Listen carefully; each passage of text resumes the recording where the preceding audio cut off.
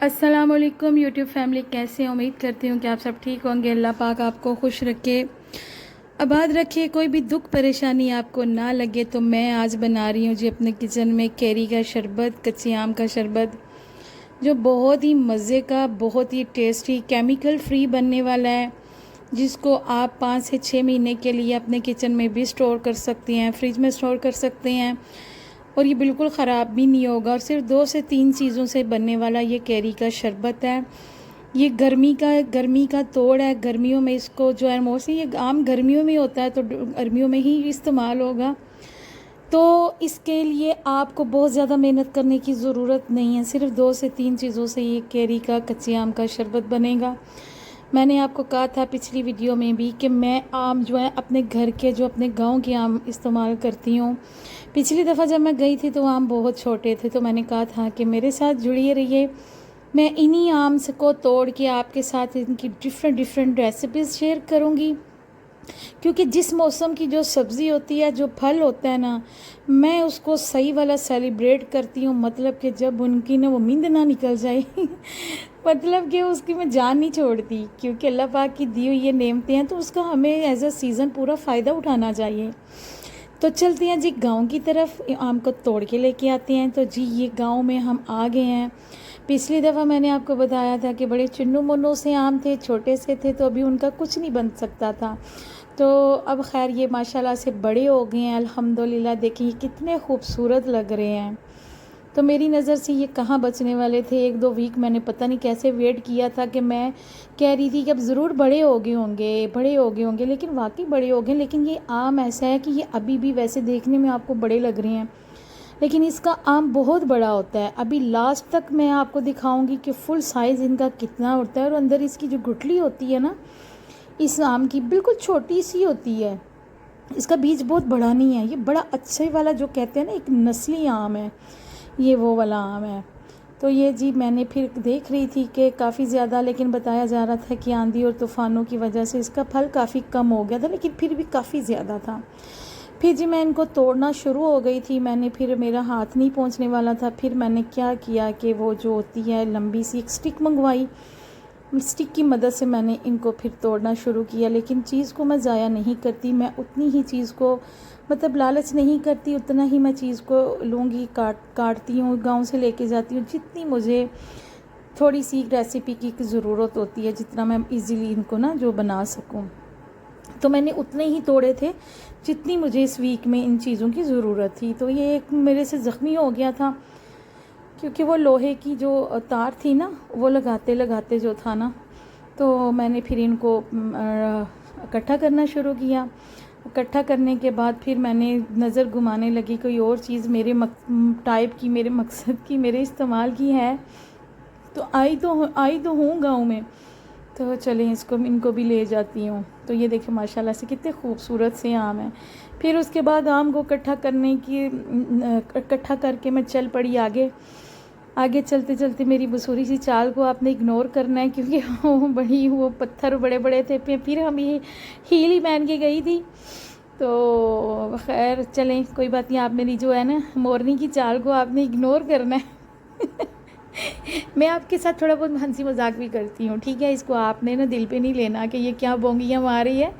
उसके बाद मैंने कहा जी चले अब देखते हैं अब कौन कौन सी चीज़ें हैं। टमाटर, खैर यहाँ पे मैंने देखा तो ये टमाटर अभी काफ़ी कच्चे थे। पता चला था जो कुछ तोड़ के रखे हुए थे, तो मैंने कहा था जो आप लोगों ने तोड़ के रखे हैं मुझे वो नहीं चाहिए, मैं ख़ुद से जो ये चीज़ें हैं ना ये तोड़ के लेके जाऊँगी। ये तोड़ते तोड़ते मेरे हाथों में काफ़ी एलर्जी भी हो गई थी। तो फिर ये कद्दू थे माशाल्लाह से, ये भी मैंने जो था थोड़े से तोड़ लिए थे, क्योंकि मैं इन चीज़ों से, अच्छा कद्दू का जो हाली सालन नहीं बनता, मैं आपको ये भी बताती हूँ कि यहाँ दाल कद्दू, कद्दू गोश्त, बीफ, चिकन, मटन, इसकी भी बहुत सारी रेसिपीज़ बनती हैं। जैसे मैंने कहा था कि आम के सीज़न में मेरे साथ जुड़े रहिए, मैं बहुत सारी रेसिपीज़ आपके साथ शेयर करूँगी। इसी तरह मैं कद्दू की भी बहुत सारी रेसिपीज़ आपके साथ शेयर करूँगी। तो बात आ गई कि मैंने उतनी ही क्वांटिटी में सारी चीज़ों को तोड़ा था जितनी मुझे इस वीक में चाहिए थी, क्योंकि घर में फिर इतनी स्पेस नहीं होती, फ्रिज में भी इतनी स्पेस नहीं होती। फिर जब चीज़ ख़राब हो जाती है तो बहुत ज़्यादा दुख होता है, मुझे बहुत बड़ा दुख होता है कि ये खाई भी नहीं, पकाई भी नहीं, खाई भी नहीं और चीज़ आया हो गई है। तो रिस्क को जो है ना बड़ा संभाल के इस्तेमाल करना चाहिए, इससे हमारे रिस्क में खानों में बड़ी बड़ी बरकत होती है। तो मुझे बहुत ज़्यादा दुख होता है। फिर ये छोटे छोटे प्याज थे, बड़े बड़े प्याज तो काट लिए हुए थे, लेकिन ये छोटे छोटे अभी रखे हुए थे। 4 से 5 मैंने प्याज जो थे, ये भी हरे प्याज जो है, इनकी चटनी बड़ी मज़े की बनती है। तो मैंने सिर्फ चटनी के लिए जो थे ना थोड़े से इसमें हरे प्याज को जो था ना मैंने तोड़ लिया था। ज़मीन काफ़ी नरम हुई थी, शायद वो पानी वगैरह दिया हुआ था, लेकिन इससे ना मेरे हाथों में भी काफ़ी एलर्जी हो गई थी। गाड़ी बाहर जा रही है रोड पे, आपने इसको इग्नोर करना है। शोर काफ़ी ज़्यादा क्रिएट होता है, इसके लिए मैं आपसे माज़रत चाहती हूँ अपने व्यूवर्स से। तो जब भी आप इस तरह की वेजिटेबल सब्ज़ियाँ तोड़ें ना, तो मैं आपको ये रेकमेंड करूँगी आप ग्लव्स या हाथ में शॉपर वगैरह चढ़ाया करें, क्योंकि मेरा ऐसा कुछ भी सीन नहीं था, लेकिन मेरे हाथों में बहुत ज़्यादा एलर्जी हो गई थी। और आगे जो था सीन हुआ मेरे साथ, उससे तो काफ़ी और मैं डर गई थी कि ये धनिया भी था, लेकिन धनिया अभी ना लास्ट वाले दिनों में लगाया था। पहले वाला जो था वो उसके बीज पक गए हुए थे। फिर उसके बाद मैं गई मिर्चों की तरफ, मिर्चें बड़ी खूबसूरत लग रही थी। मैंने कहा चलिए आगे बारिशों का मौसम आ रहा है, थोड़ी सी मिर्चें भी तोड़ती हूँ, तो इनको ना इनकी भी 1-2 रेसिपी बनाऊँगी जो बारिशों के मौसम में जो है ना, इनको जो है अचार के अलावा भी इनकी बड़ी रेसिपीज़ बनती हैं। अब यहाँ क्या होने वाला था सीन कि मैं साथ मेरा कैमरे पे भी फोकस था और मिर्चें देख के मैं बड़ी खुश हो गई थी। और एंड देन क्या हुआ मेरे साथ कि मिर्चों के ऊपर इतनी इतनी मोटी सुंडियाँ, हर मिर्च के साथ इतनी इतनी मोटी सुंडी थी मेरी, तो बस हो गई डर के। मैं तो बड़ी खौफज़दा हो गई। आगे मैं आपको जूम करके भी दिखाती हूँ। मैंने कहा ये सीन क्या हो गया बस में मेरी, तो भाई ये देखें मैडम कहाँ चिपकी हुई हैं। मैं काफ़ी डर गई थी सुंडियों को देख के ना। मैंने मिर्चों को जो 2 से 3 मैंने तोड़ी थी, उधर ही मेरी बस हो गई और मैं बस छोड़ दिया कि ना बाबा ये मेरे बस की बात नहीं है। तो कुछ ग्लव्स भी नहीं पहने हुए थे, हाथों में वो हारिश सी होनी मुझे शुरू हो गई थी। खैर मैंने मिर्चों को यहीं से बोला बाय बाय। फिर ये जो सब्ज़ियां मैंने तोड़ी हुई थी, 2 से 3 मिर्चें थी, हरे प्याज थे और कद्दू था, ये भी मैंने लास्ट में तोड़ लिया था। जितनी मुझे चाहिए थी, जो रेसिपीज़ मैंने बनानी होती थी, बस उतने ही मैंने। जो टमाटर थे वो अभी कच्चे थे, 1-2 बस था। मैंने कहा अभी 1 टमाटर 1-2 को मैं क्या करूँगी, टमाटरों को मैंने जो था ना जो थे वो मैंने तोड़ लिए थे 2 से 4, क्योंकि सुंडियाँ देख के मैं डर गई थी। उसके बाद मैंने अभी और भी सब्ज़ियाँ तोड़नी थी, लेकिन बस कर गई। मैंने कहा नहीं, अब जो जितना हो गया है ना इतना ही काफ़ी है। आपको पता है गर्मी के मौसम में ये चीज़ें बाहर कितना निकल आती हैं। फिर जी ये मैं अपने किचन में लेके आई कैरी, कच्चे आम, साथ कद्दू भी लेके आई। बाकी चीज़ों को भी काफ़ी ज़्यादा मिट्टी लगी हुई थी, उनको अभी साफ़ करना था। इनको मैंने साफ़ किया। मैंने कहा चलें अब बिना टाइम वेस्ट किए मैं अपने व्यूवर्स के साथ अब आती हूँ रेसिपी की तरफ कि किस तरह से मैंने कैरी का शरबत जो है बना के रखा था। शरबत बनाने में तो मुझे टाइम नहीं लगा था, मुझे टाइम लगा था जो मेहनत मैं गांव से करके आई थी ना, तो उसके लिए आपका सब्सक्राइब करना ज़रूर बनता है मेरे चैनल को। तो मेरे चैनल को ज़रूर सब्सक्राइब कर दें। आम को मैंने अच्छे से छिलका इसका उतार के इस तरह के पीसेस में काट लिया था। ये आधा किलो आम है। आधा किलो आम में मैंने 1 लीटर पानी में जो था ना उसको गर्म कर किया है, और उसके अंदर ये मैंने चाहे आप आम जिस भी शेप में मर्ज़ी काट ली। ये भी बड़े चुन्नू मुन्नू से सॉफ्ट से आम थे। इनको 2 से 3 मिनट मैंने उबाल लिया था। 2 से 3 मिनट के बाद ये काफ़ी ज़्यादा सॉफ्ट हो गए थे। जैसे मुझे सॉफ्टनेस इनकी नरम आम चाहिए थे, ये बिल्कुल वैसे ही हो गए थे। बिल्कुल 2 से 3 मिनट लगे थे। अब मैंने इनको क्या किया, जब मैंने इनको चेक किया कि ये सॉफ्ट हो चुकी हैं, फिर मैंने क्या किया जी, इनको छान लिया था। क्योंकि जब आम बहुत कच्चा होता है ना, तो उनका पानी उतार लिया करें, क्योंकि जो पानी होता है ना ये बहुत ज़्यादा कड़वा होता है, और कड़वा पानी जो होता है उसका थोड़ा साइड इफ़ेक्ट भी होता है। इसलिए मैंने इनका पानी उतार लिया था। और मैंने कोई भी मशीन इस्तेमाल नहीं की। इसको चम्मच से, चावल खाने वाले चम्मच से, कांटे से आपने इसको अच्छे से इसकी पेस्ट बना लेनी है। इसके जो आगे ये लम्स वगैरह हैं, ये जो चीज़ें हैं ना, मैं आगे जाके आपको बताऊंगी कि इनको मैंने कैसे इसको रिमूव किया था।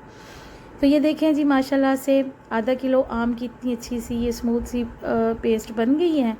अब मैंने क्या किया जी, अब मैं इनके लिए जो चाशनी है वो तैयार कर लूँगी। चाशनी के बाद लिए ना, मेरे पास जो चीनी थी ना ये ब्राउन कलर में थी, बहुत ज़्यादा ये वाइट नहीं थी।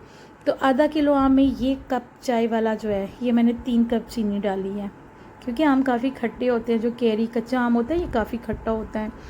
तो मैंने क्या किया, 2 कप पानी, 3 कप ये मैंने चीनी डाल के ये भी चूल्हे के ऊपर रख दिया था ताकि इसको मैं अच्छे से मेल्ट करूँ।